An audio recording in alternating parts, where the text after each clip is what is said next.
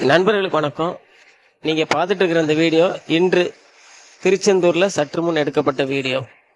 அதாவது நாமளும் பல வீடியோக்களில் சொல்லியிருக்கிறோம், இந்த பிரச்சனையை பல தளங்களில் பேசியிருக்கிறோம். திருச்செந்தூரில் சரியான அளவில் பார்க்கிங் கிடையாது.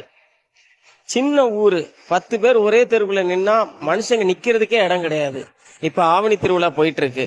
இந்த மாதிரி திருவிழா டைம்ல எதற்காக ஊருக்குள்ள வாகனங்களை அனுமதிக்கிறாங்க? முதல்ல காவல்துறை இல்லை கோவில் நிர்வாக சார்பாக பார்க்கிங் கட்ட மாட்டாங்க. நகராட்சியில் வாய்ப்பே கிடையாது. செத்தவங்க அதில் நம்ம ஊதுனா கூட எந்திரிச்சு வந்து அவன் ஏதாவது பேசுவான். திருச்செந்தூர் நகராட்சி மண்ணுக்குள்ளே போய் புதைஞ்சிடுச்சு. அதனால அது அடுத்த தேர்தலில் தான் எந்திக்கும்.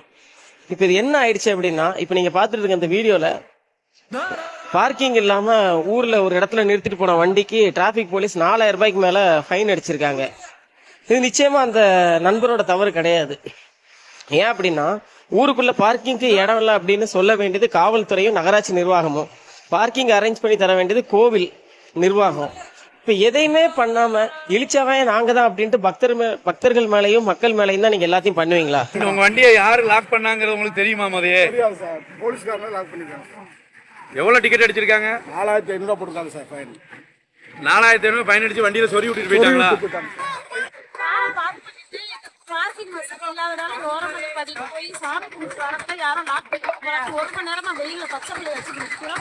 யார் லாக் பண்ணாங்கன்னு தெரியல. திருச்செந்தூர் ஊருக்குள்ள பார்க்கிங் இல்லைன்னு தெரிஞ்சும் அவர் வண்டியை ஊருக்குள்ள அனுமதிச்சுட்டு அப்புறம் அவர் நோ பார்க்கிங்ல நிறுத்திருந்தாரு அப்படின்னு 4500 ரூபாய் ஃபைன் போட்டிருக்கீங்க.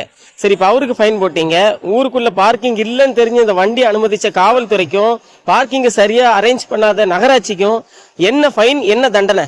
யாராவது சொல்லுங்கப்பா.